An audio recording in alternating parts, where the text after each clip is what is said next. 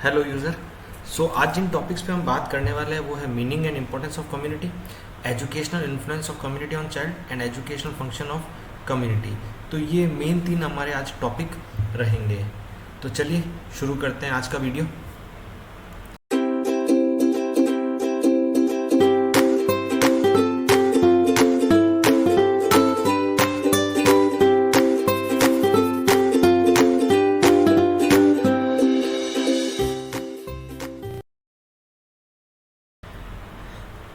Hello, मैं अभिषेक, trainer BPS academy, आपका BPS channel पे हार्दिक स्वागत करता हूँ।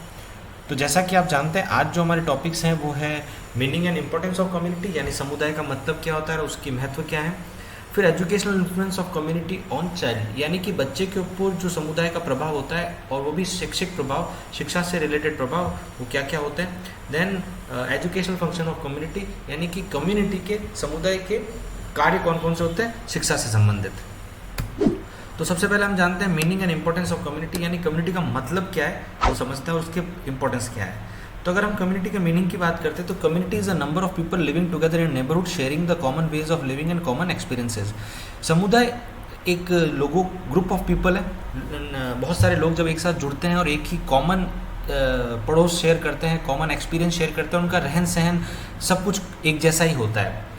यहाँ पे जो सबसे इम्पोर्टेंट चीज़ें हैं वो है पीस ऑफ लैंड, एक जगह के लोग होने चाहिए, उनकी जो लाइफस्टाइल होती है, उनका जो रहन सहन का तरीका होता है वो कम ज़्यादा एक जैसा ही होना चाहिए, और उन सब का एम, जीने का तरीका, जीवन के सिद्धांत, वो सब एक जैसे ही होने चाहिए।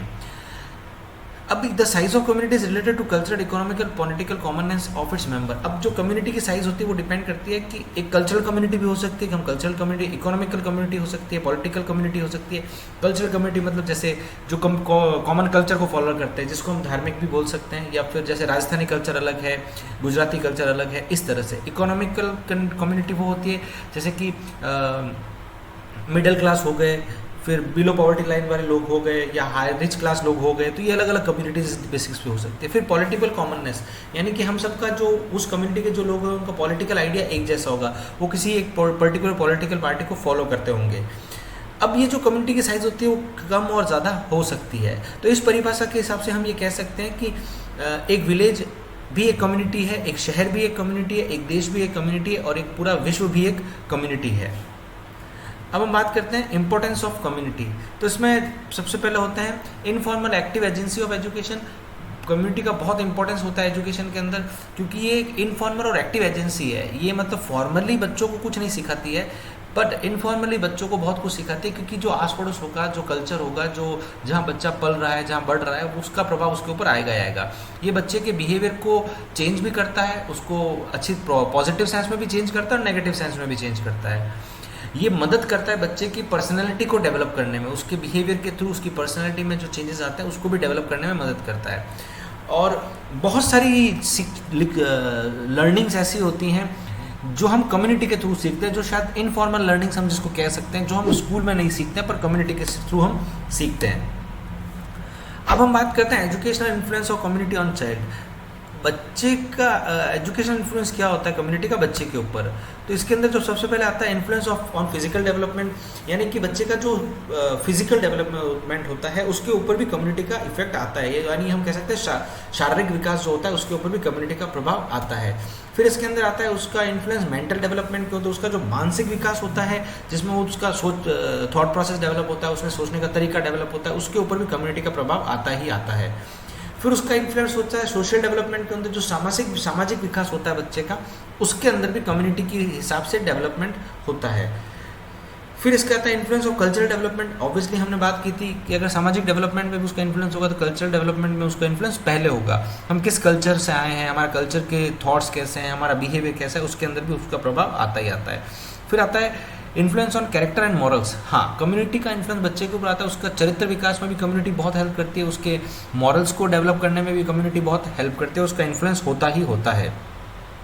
फिर आता है डेवलपमेंट ऑफ पॉलिटिकल आइडियाज़, यानी कि जो बच्चा होगा कम्युनिटी के अंदर उसके जो पॉलिटिकल आइडियाज़ डेवलप होंगे वो भी कम्युनिटी के हिसाब से होंगे।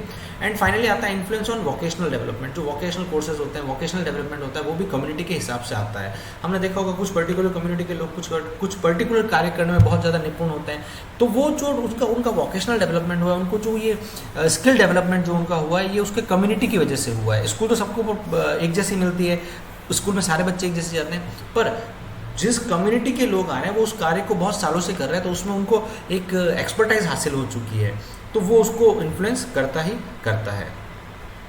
अब हम बात करते हैं एजुकेशनल फंक्शन ऑफ कम्युनिटी, यानी कम्युनिटी के एजुकेशनल फंक्शन कौन कौन से, क्या करना चाहिए कम्युनिटी को एजुकेशन के अंदर सपोर्ट करने के लिए। तो इसके अंदर पहला आता है इस्टेब्लिशमेंट ऑफ स्कूल्स। हाँ, ये कम्युनिटी की ड्यूटी है कि हम स्कूल का इस्टेब्लिशमेंट करें, स्कूल ओपन करें, स्कूल खोलें, स्कूल्स की स्थापना करें समाज के अंदर।